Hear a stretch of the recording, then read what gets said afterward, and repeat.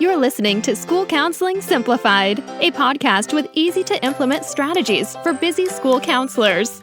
Here's your host, Rachel Davis from Bright Futures Counseling. I get asked all the time what to do. New counselors say, what am I supposed to be doing?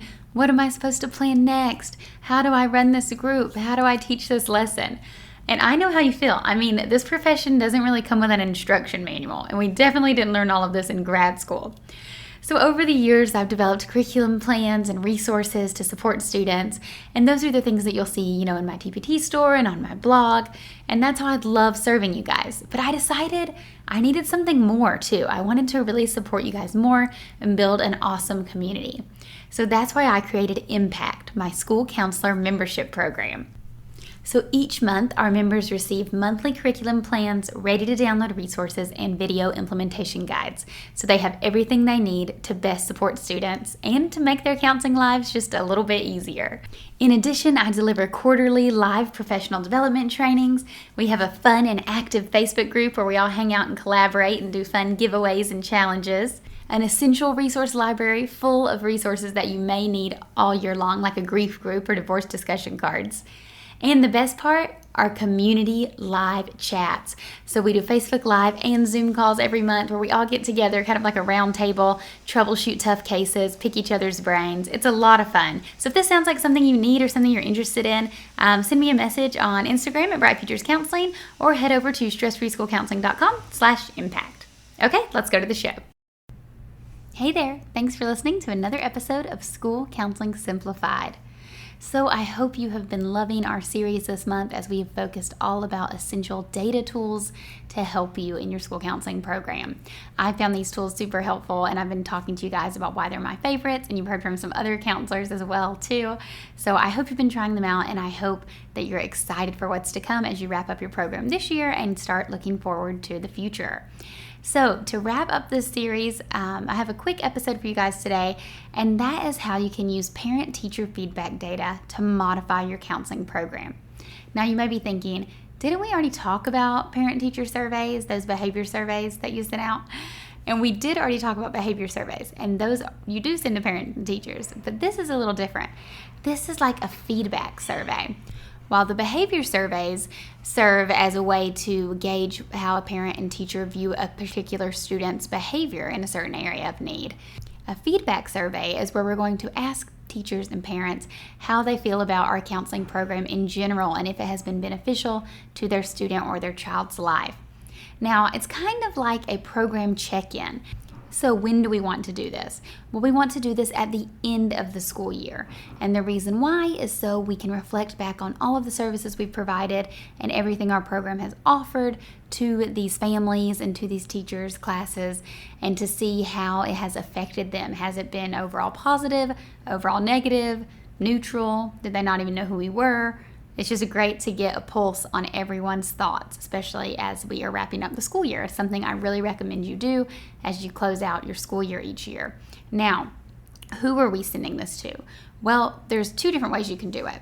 You could send it to parents and teachers that you've worked with. So for example, teachers who have had students in your small groups or individual sessions, or teachers who you've been in their classes to deliver class lessons.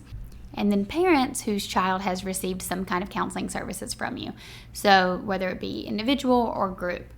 Now, that being said, you can do this broader, and then the second way to do it is you would send this to all teachers, regardless of if you had direct contact with them regarding counseling services. And same with parents, you could send this to all of the parents at your site instead of just the ones that you've worked with their students. Now here's the recipe I recommend. I kind of recommend taking a little bit from both. I do recommend that you send it to all teachers, and here's why. Well, first off, I hope you do know all teachers, because hopefully you've been able to go in and do class lessons for all of the classes, right? That's our Tier 1 intervention that we want to make sure all students are receiving consistently. So hopefully all teachers know you at a minimum just for coming in for a monthly class lesson, But at a maximum, maybe you see some of their kids individually and in small groups and in class lessons. Maybe you've, worked with the teacher on behavior management strategies, or maybe you've shadowed their classroom to see how students are acting. So you may have like super close relationships with some teachers, and some may be the bare minimum. But regardless, I think it's important that you survey all of the teachers.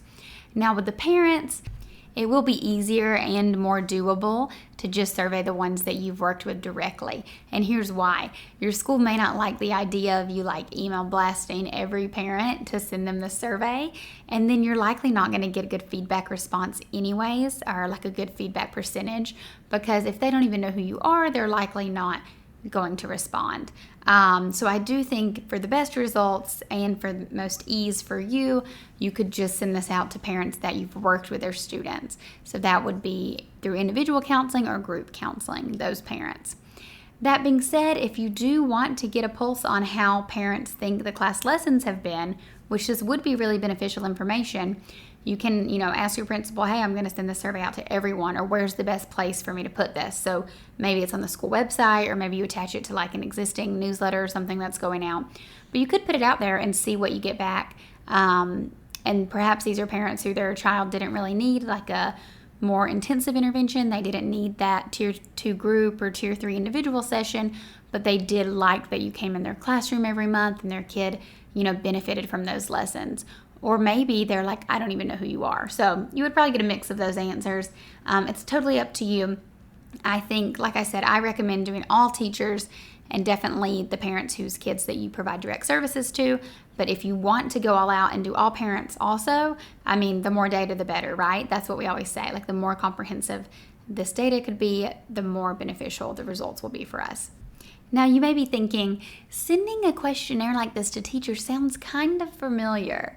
And you're right. You may be thinking of a needs assessment. So a needs assessment is a form that I recommend you send out to teachers at the beginning of the school year to assess program needs and the school climate needs. So that's where you're asking what areas of need do you think we need to focus on this year? What small groups do you think should be offered? What class lessons would you like the topics to be on?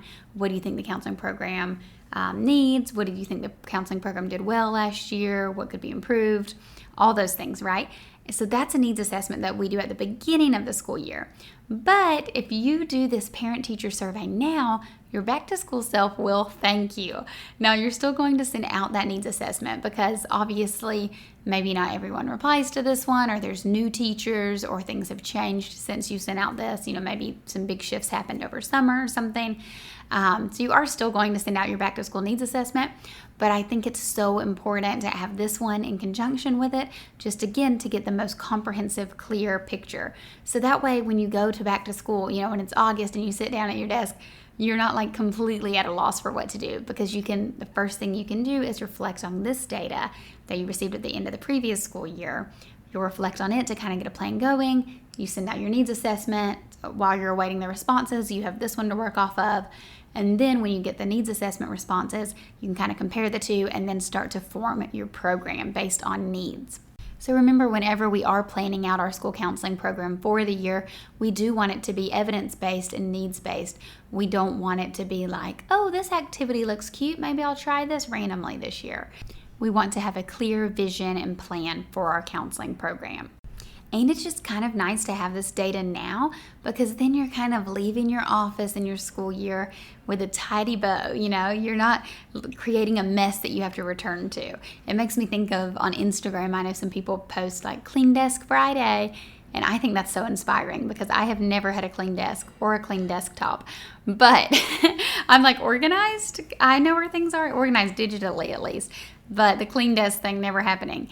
But I love that when people say Clean Desk Friday, that means they're like prepared to have a fun weekend and come back on Monday knowing that it's not going to be overwhelming. And their Monday self thanks them, right? And so that's what I mean when I say your back to school self will thank you. This is a great way that you can collect some data on your program. Maybe you look at it intensely now. Maybe you wait. Maybe you just collect it and file it, and then you're looking at it for next time. Now, even if you're transitioning schools, maybe you're moving to a new school this year, how nice would that be for the next counselor, right? I know I would have loved that if I came into all of this data based on teacher and parent responses and I could start from that would be amazing. So you're either setting your future self up for success or you're being super generous for the next counselor. Now, I do have a blog post this is making me think of. We'll link to in the show notes, and it's some tips for wrapping up your school year and how to successfully do that. I think there may be like a little workshop along with that. So this is just one of the ways that you can wrap up your school year to kind of make next year easier for you. Because if you're like me, I'm very compartmentalized when it comes to my work life and my social life. Like if I go on vacation, out of office is going on and I am checking out. I'm like never have one foot in the computer, one foot on vacation. Same thing with summer break, right? And as you deserve, I hope you have the best summer break and that you're not really thinking about school stuff and you're, spending time with your friends or family or hobbies or going traveling, whatever you want to do.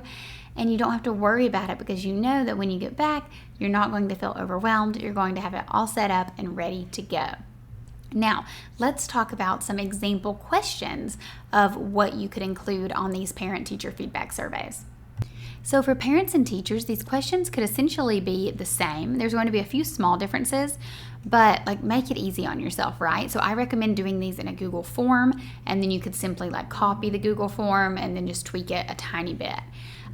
So I don't want you to have to spend a lot of time on this. I want this to be a simple, easy thing you can do that's going to yield big results. So here are some examples of questions that you could do. So there's different types of questions. So first off, let's talk about a scale, a Likert scale of, rarely, never, sometimes, often, almost always, something like that. So these scale questions are going to ask how much they access the services that you offered and the services that you provided. For example, for a teacher, it would be did you have the counselor come in for class lessons? How often? Did you have students see the counselor in small groups? Did you have students see the counselor individually? Did you ever, consult with the counselor or access her for a consultation on how you could handle a behavior problem? Did you ever ask the counselor to do an as-needed lesson in your classroom? Things like that. So those are examples of how you could ask a teacher on the scale of how they access the services that you offered. So for parents, it'll look a little bit different. It would be something like, did your child receive class lesson instruction, to your knowledge? Did your child receive a small group? Did your child receive individual counseling? Did your child ever meet with the counselor at any time? So these questions are cool once we get the responses because, for example, for the parents, let's say you know that you're doing these class lessons, right? And you're going into all the classes and then they're saying their child didn't receive any. So there's a disconnect at some point there. And we can't really put it to blame on the child, right? Who's going to go home and be like, oh my gosh, I had the best counseling lesson today. I mean, that would be great, but I don't know if that's reality. Instead, it's maybe on you to kind of show the parents, hey, this is what we're providing.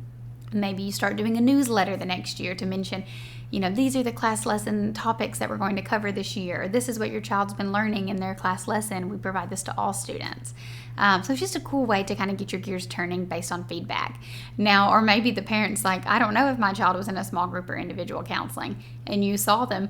Well, there again is another issue because hopefully you've kind of got permission from them or talked to them about their child's needs. So this will reveal any gaps that you may need to fill in, and that's why these questions are really powerful. Now, the second type of questions are open-ended questions. So these can basically be the same for both parents and teachers. What could be improved about the counseling program? What did the counseling program do well? What did you like about it? What did you dislike about it? And again, I like to use the word counseling program, even if it's just you, the sole counselor, because you don't want to take this personal, right? I mean, yes, it is a little bit personal if you're the only counselor and you may need to tweak some things and you need to be receptive to hearing constructive criticism and feedback in all forms, respectful feedback in all forms, I might add. But by saying the counseling program, this is a whole program you're running, right? It doesn't mean they're attacking you individually if they didn't like the class lesson topics this year, but maybe they really loved the small groups you did. So try not to take it too personal.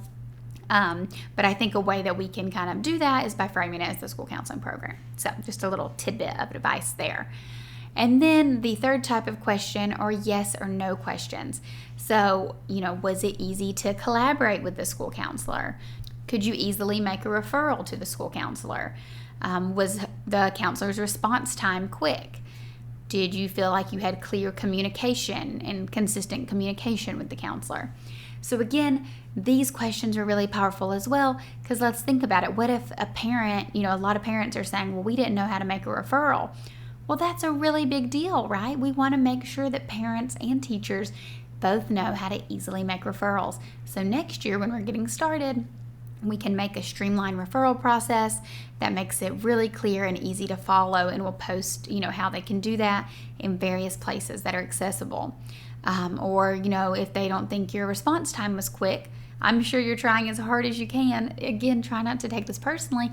Instead, maybe you need to set some systems in place, like a automatic email responder that's like, thank you for your email. I'll do my best to respond to you within 2 days or whatever, Give yourself some grace there, but it's things that you can add in to make everything a little easier for next year. Okay, guys, that's all I have for today's episode. I hope you found it helpful. I hope that you're inspired to create a couple parent-teacher feedback surveys, and they can really help modify and improve your counseling program for the next year and for years to come. So I want to shout out a resource that I think you might like if you're interested in this. It is my Data Tools bundle. So all month I've been talking all about data collection tools, about those self-assessments, about those behavior surveys, end of the year report. All of those things and more are included in my Data Tools bundle. So if you're feeling inspired and motivated by this series and ready just to get all the data tools to wrap up this school year and get prepared for the next, then you're definitely going to want to snag that. So I'll link to it in the show notes. Okay, guys, thank you so much, and I'll talk to you next week. Thanks for listening to School Counseling Simplified. You can find the links from today's episode in the show notes. If you'd like to connect with Rachel, she's on Instagram and Teachers Pay Teachers at Bright Futures Counseling. Be sure to subscribe to the podcast so you don't miss any episodes of School Counseling Simplified. Talk to you next week.